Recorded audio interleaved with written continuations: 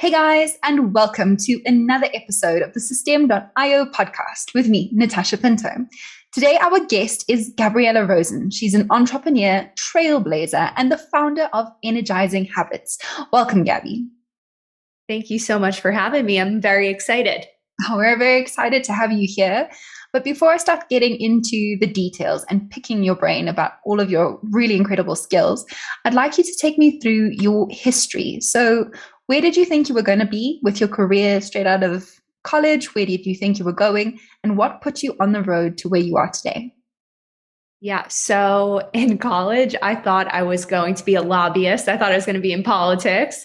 And I was a poli sci major, really liked it, but I joined all of these clubs. Luckily, I'm the youngest of four. So my siblings said, go to college and join clubs. Of course, I was already going to college, but joining clubs was a big tip that they gave me. So in these clubs, I just saw that everybody who was debating each other was a lot more passionate about politics than I was.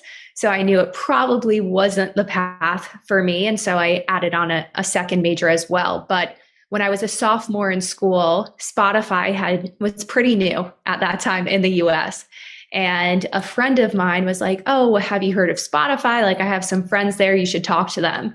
And I said, kind of like I've heard about it a few times, but don't really know what it's about. But sure, I'll talk to your friends. So ended up being like, wow, seems like a cool company. And the person who I did my info meeting with ended up being my interviewer, which was very lucky.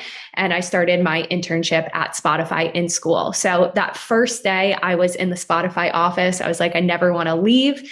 This place is amazing. I can't believe that this is real life. And so I promised myself I'd be the first in the office and the last to leave. So I'd take a 4:30 train from Westchester, be in the office by 7, and be the last to leave. So I said I wanted to just work my way up the ladder. I'm like, I want to be a seller, whatever that is. That's what I want to do. And just do that. It seems like a great role. So I did that. I went from intern to the youngest seller globally at Spotify. And along that way, this is really how it shifted into my own company. I had these very ambitious goals, but I also have a chemical imbalance. And so it causes my energy to be naturally depleted. So I started forming energizing habits as a way to reach my goals, but feel energized at the end of my days. Instead of leaving feeling drained, depleted, like everything was taken out of me. And so it not only caught on for me, but it caught on for others as well. And I started giving these workshops, and that is eventually what led me to my company, Energizing Habits. So it's shifted a lot over time. Yeah, and it's amazing how you've taken something that would have been seen as maybe like a weakness or something that you had to battle with and actually turned it into your greatest strength and the thing that you do for a living. And it's easy to be passionate about something that directly affects you. So I think that's really inspiring. Exactly. Practicing, not preaching, I always say. You got to practice in order to give it to others. Absolutely. Now, one of the questions that I do like to ask our guests is to kind of get a ballpark figure of how they were doing in their kind of first career, how your internship was going versus what it's like in online business. Because I think a lot of people get a little bit disheartened. They start in online business and they think, wow, my first month, I've put everything in this and I made $10. I don't know if this is worth continuing with. So can you give us a bit of a comparison there? Yeah, of course. So when I was an intern, I was doing pretty well as an intern, but Spotify definitely took care of me. When I started working full time, of course, I was the least experienced, so I wasn't making a ton of money, and I definitely had to make sure that my dollars were stretching far. But as I climbed the ladder and I got these promotions, really in the last year and a half, 2 years of my career, my salary almost quadrupled. So the great thing about that is I was used to living on a certain amount of income. So then when I was making so much more, I was really smart with it. I was able to put a lot aside. I was able to invest a lot, which really gave me the ability and the stability to create my own company. And over that period, I'm not going to lie, there's a lot of frustrating points of being like, wow, people are getting paid so much more than me, but I've been here for so much longer. They're making like double what I'm making, but I'm doing triple the work. So there was a portion, I would say a good 6 months, where I was really adamant about pulling the numbers, proving why I deserved to get paid more. And then once it started flowing, it just started flowing.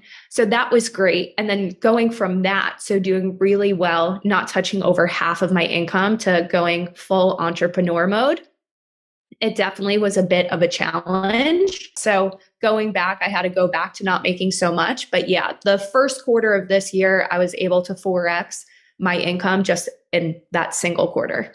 Wow, that's incredible. And I think maybe because you have had that experience of having to stretch your dollar, having to like pull things to make ends meet and work a little bit harder, you've already got the experience of like, you know what it's like to live like that. And so that maybe that shift into entrepreneurship was a bit easier for you. Yeah. And I mean, just to give more context too into how I make money and the two parts of my business. So part of it is I do sell into companies. So I energize companies' employees. I've identified these 6 weakest points of the day where we implement energizing habits to really help them power through and stay productive and feel good. And so that part of my business really didn't pick up until this year. Then it started picking up in Q1, which is really my cash flow. Prior, when I had left Spotify, I had my personal growth club, which I still run and have today, where I really wanted to be surrounded by growth minded people on my growth journey. So I was on a happy hour with 6 of my girlfriends, and I just left feeling completely sick and tired of having surface level conversations about the latest handbags or the Kardashians. And I wanted to really have conversations with people who I would want to get a drink with. They were cool, but we would also help each other grow. And so that's the other part of my business, this personal growth club. And I had grown it to a point where I was able to leave Spotify. But in terms of cash flow, I would say corporate definitely helps in that aspect. Yeah, definitely. And I want to talk to you a little bit more about that growth club that you founded and that you work with. So I want to talk to you about online communities and what the biggest benefit you've gotten out of building that one has been. Yeah. So there are a ton of benefits. I would say the first, and I think it's hard to pick between, okay, is it the growth aspect, how much you've actually grown, or is it really the community? And this is a question I often ask people who join is like, would you prefer growth or community? Of course, you'll get both, but which would you actually prefer? And so when I think about the biggest benefit, I think about the community and the people that I've actually been able to form relationships with, where it's like, these are not only clients of mine, they're not only in the personal growth club, but at the end of the day, they're some of my closest friends. And I can go to them for advice that I know is going to be pretty healthy. And I can also hang out with them. So I would say the biggest benefit of building it is honestly the people I've gotten a chance to build and form relationships with. That's fantastic. And then can you talk to me a little bit more about how you grow an online community like that? Because those benefits are, as you said, there's a whole lot more, but obviously that community aspect's a huge one. And I think it makes such a difference to the people within your community that not only do they get what they need from you, but they also form a really special relationship with you and a bond. And I've seen that with our online community as well. Our founder properly replies and responds and interacts with all of our members on our Facebook group. And it blows them away every time. And he interacts with everyone that I work with. And I have one-on-one conversations with him often. And he's quite funny and he sends memes every now and again. So how do you go about growing something like that? Yeah. So really, it was all word of mouth in the beginning. So I was basically telling people about this idea I had. That was how the first group started. Like, I have this, what I think is a great idea, but I want to formulate it further and really do research because it's so easy now to be like, I have an idea. I'm going to start tomorrow and do everything and get all these people to join when an online community is really hard to get people to pay you to join an online community. Like, that is hard. So often people reach out, they think they'll do 5 emails, 6 emails, and like they'll get all these people to just join their community. And they come back to me a couple months later and they're like, yeah, it didn't work at all. Didn't get a single person. And that's because people, I believe, want to feel like they're a part of building the community. And then of course you have to have what is the uniqueness of this? What are they going to get out of it? But the first community I started, it took a couple months. because I was just asking people for feedback. I have this idea. Can you give me feedback? What are the topics you would like to see? What are the guest speakers you would like to have? Who do you want to be in this community with? And so when I was asking for advice, a couple of people raised their hand and said, hey, if you start this, I want to be a founding member. So that's how my first one started, really all advice. My second one started because of word of mouth. So really just referrals and then more people finding out. And I still find to this day, it spreads by word of mouth. So I meet somebody and they say, what do you do? And I explain the personal growth club and they say like, that's what I need, or that's how I feel. And they end up joining, or they have a friend and they've seen the results from it. And then they want to join as well. I think that's an incredible way to go about growing something and making those properly human connections, especially when we've gone through something like COVID-19, which put into stark relief the fact that connection is so important and we crave human connection. And then also finding a way and through referrals, which means that you're getting the best kind of referral. It's someone who knows more about it, knows it's successful, and is interested in what you want. It's a great way to go about doing it. One of my other questions I have for you about this is how do you go about avoiding burnout?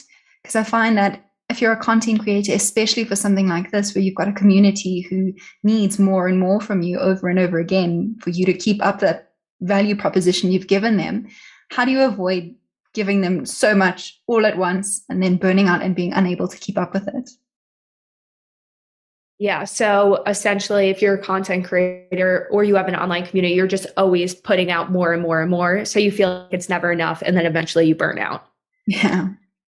Yeah. I find that happens a lot when you don't have a clear outcome or idea of what you really want to give to somebody. So it's like we're just trying to give so much content because we think that's what we have to do, like 4 posts a day, 5 posts a day. But it's like, what is the objective? And then if you don't have that clear objective, you end up confusing your community because you're just giving them too much and they're all kind of tying back to different themes.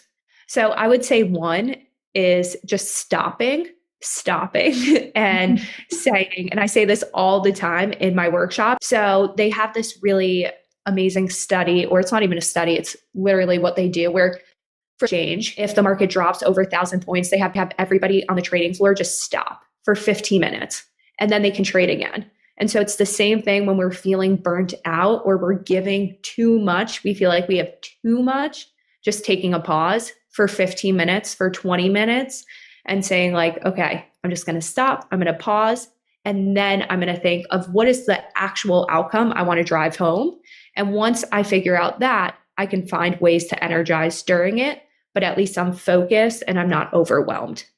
I think that's excellent advice and something you can apply to anything that you're doing that requires you to keep creating something. And you don't want to burn out because you want to keep creating content that is interesting, engaging, something you're passionate about, something that links to your audience, that gets them to feel something. So yeah. Now let's talk a little bit about energizing habits themselves. What is an energizing habit? Yeah. So an energizing habit is a habit that gives you energy. And a lot of them are under 5 minutes long, most of them under 60 seconds long. And you can do them from really any place. They quickly and sustainably fill your energy cup. So even I'll give one example. A lot of times I see that employees, when they get overwhelmed or when they go and they give a presentation or when they're deciding between 2 decisions and they can't figure out which is the right one to pick, they cave in. So they go into this fight or flight where you naturally are closing off your chest. Of course, if you're acting in that space, you're just going to keep creating that type of momentum. So even just having employees stop, hold their arms out for 30 seconds, all it takes. You just hold your arms out for 30 seconds. And some of the top presenters in the world do this before giving a speech, is they'll just hold their arms out for 30 seconds. You can put on an upbeat song. And then something else I like to do after that is hearts. So you hold your arms out for 30 seconds and then you can just do 10 hearts. And the reason why I like to do hearts is if you've ever wondered why your heart in your chest doesn't look like a spiritual heart or a heart that you draw on a piece of paper, it's because this is a spiritual heart and chemically it actually changes your body. So it's backed by science and it gives you this euphoric feeling. And so that's a quick energizing habit, less than 60 seconds that you can do sitting in your chair while you're typing emails. So something that really quickly and sustainably can fill your energy. And I think that's a fantastic thing, and it can be applied to people who are not necessarily in the workspace. I come from a teaching background, and I think even children in an overwhelmed moment in a classroom, something like spreading their arms kind of forces whatever panic they're going through to calm down. And I think these are great techniques and simple things that people can use throughout the day. Exactly. Yeah. And I actually give energizing habit workshops to, I work with the preschool as well. Oh, And wow. so the thing is, I work with their staff, but the cool thing is I teach them all of these exercises that they can do to quickly get their energy up. And they can do it with their kids because it's fun for the little kids and they like to do it and they don't think it's silly. So yeah, that's a really good point with teaching. Yeah, definitely. Now, you write and use these 6 moments in a day when it's your weakest point, your lowest point, where you feel like the energy cup is empty. I want to ask you, what is the point in your day where you feel your lowest? Because I think some people will probably be better in the mornings and are actually fine after lunch, but other people might struggle in these particular moments. Yeah. So the things that are hard for, I'll name two main points, but I would say 2 to 3 p.m. slump is big for me, where I definitely feel like all my energy just got taken away. And so that's a really important moment for me to actually take that break, take that 15-minute break and just make some lemon water. So pour up a glass of warm water, get resituated, do my little energizing habits, and then get back into work. And I find that when I force myself to take that break, I'm so much more productive for the rest of the day. Where if I force myself through it, like I'm just going to keep responding to emails, feeling drained, then it kind of is just like this lag, this linger. I'm going in slow mo for the rest of the day. So that's my biggest point is that 2 to 3 p.m. slump. And then another point for me is if I don't have back to back to back, I have a little bit of a gap, even post meeting, I kind of am like, oh, what should I do? And so one of my energizing habits is simply just taking out a piece of paper and saying, like, what is the one thing I can do right now to tie a knot on that meeting and move my momentum forward for the next one. So those are the two biggest points for me. And I definitely look out for them and implement these energizing habits as often as I can.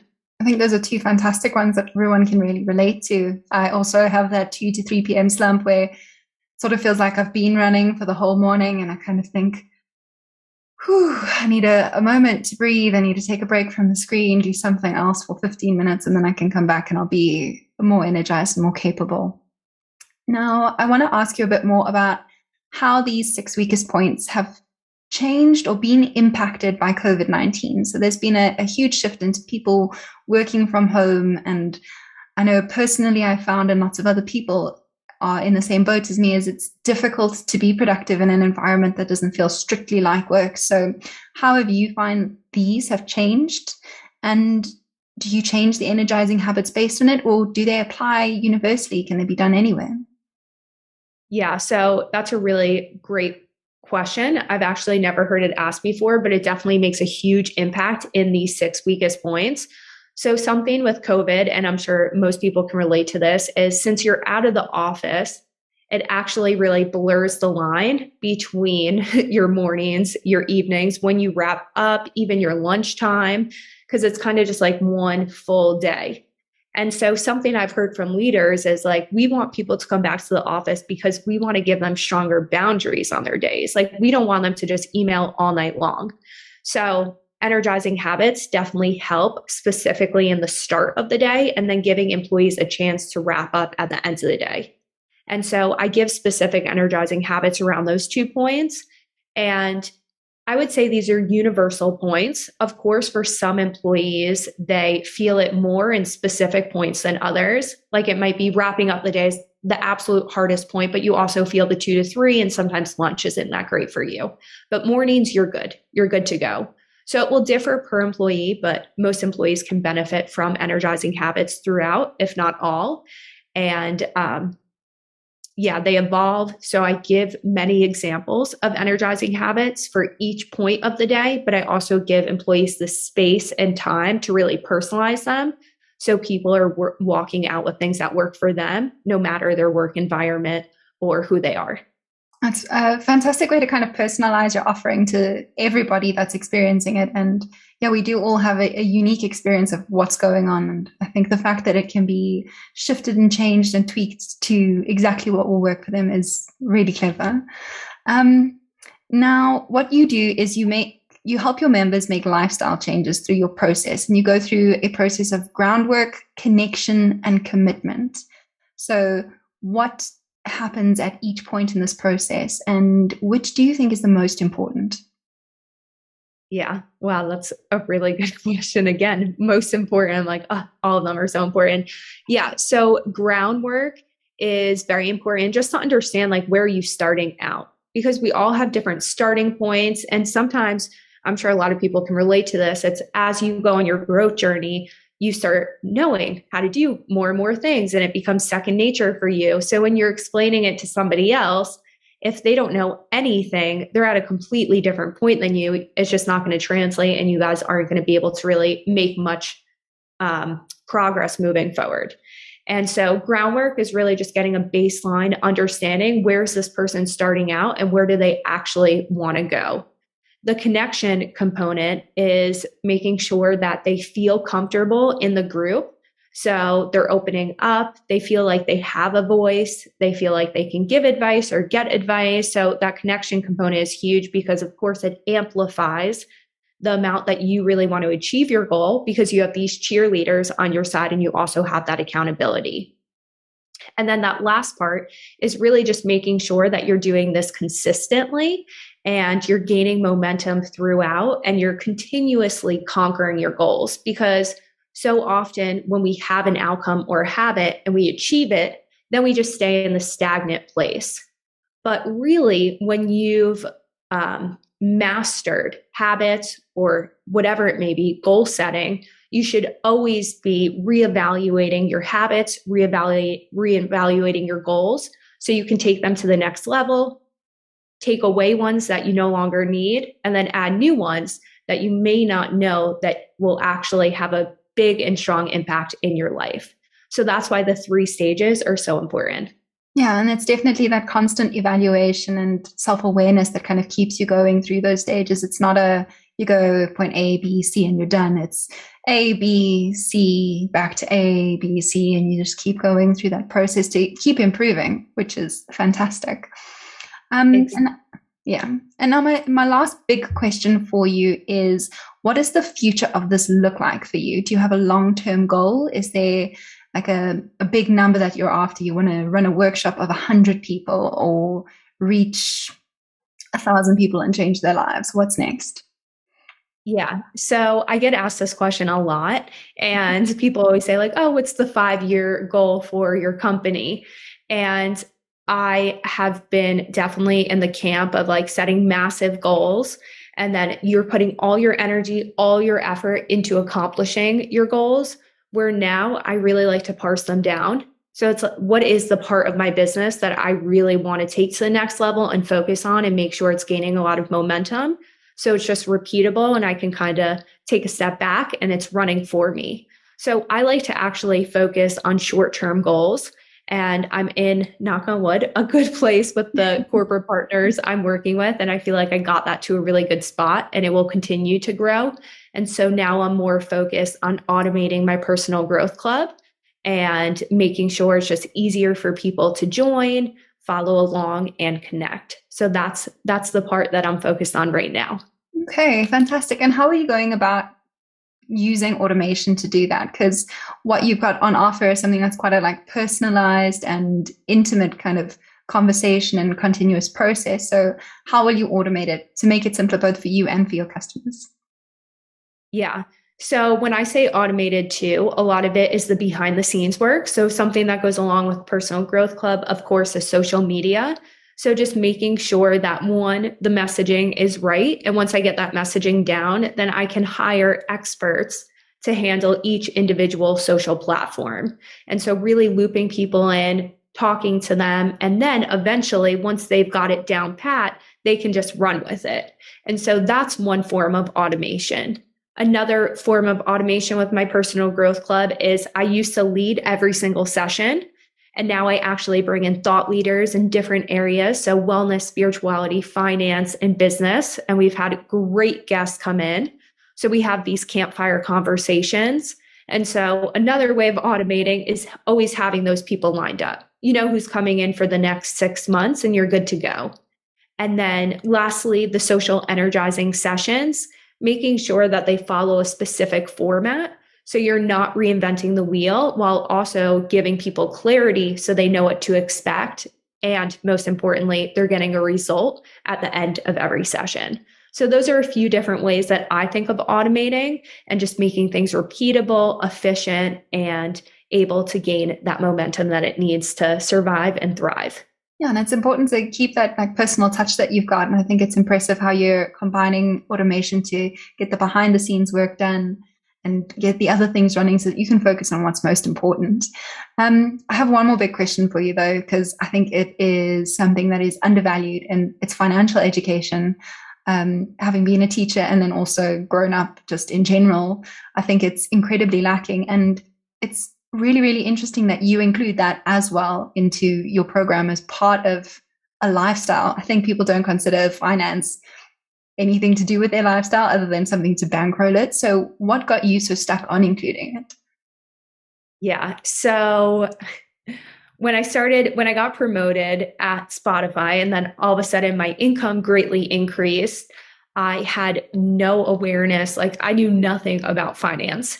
And somebody approached me at Spotify, and they were coming in from a very big company in finance. I won't say the company, I won't shout them out, but it was like a seller, because a lot of these big financial institutions, they just have these really cool people who are good sellers, and they basically get you into the program. They're your financial advisor, but they're selling you things with a motive behind it. So I know if I sell you insurance, I'm going to get a bigger cut than if I do what's actually right for you.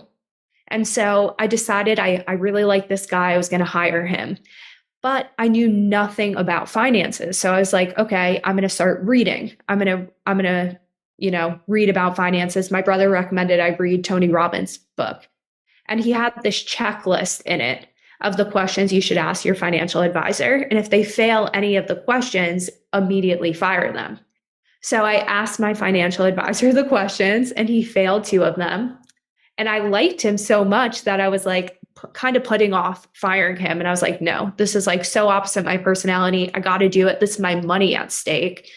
And I ended up firing him, and I lost a couple $1,000s. It wasn't anything major. It was a great learning experience because saved that money that I would have spent on a course. Mm-hmm. And I did a lot of research. Now I work with, I don't think I'm allowed to say financial institution's name, but I work with a great company who I feel like my money's safe. But I had to learn those lessons the hard way. And I was like, I want to make sure I'm bringing in quality people who really know what they're doing in the industry, so that especially young professionals can make smart decisions so that they don't have to worry about their money later on. And they have a system too that's just automated and works for them that they can count on. And at the end of the day, sleep well at night because they made a great decision. Yeah, definitely. I think that's so important and not nearly valued or out there enough as it is. Now, a few short questions for you. My first one is, looking back at your 18-year-old self, is there a piece of advice that you would give yourself to change how things have come? Yeah, you don't know what you don't know. That would be, I would say, keep working hard, and you don't know what you don't know. So be open-minded, be open to hearing other perspectives, and use everything as an opportunity to grow and learn. Okay, fantastic advice, especially for anyone else who's quite young out there and looking to start. And then my final small question for you is, where can our listeners find you? If you say your tags, then I will put you in our description and comments. Awesome. Yeah. On Instagram or any social channel, it's Energizing Habits. So super easy. You just type in Energizing Habits. Even the website, you can find the website at energizinghabits.com. Okay, fantastic. Thank you so much, Gabriella, for joining me and for giving me your time. And thanks to our listeners today. If you're watching us on YouTube, hit the like button and subscribe to the channel. If you're listening to this on a podcasting app, subscribe to the Systeme podcast so that you never miss an episode. Systeme.io is a digital marketing software platform packed with all the tools you need to grow your online business.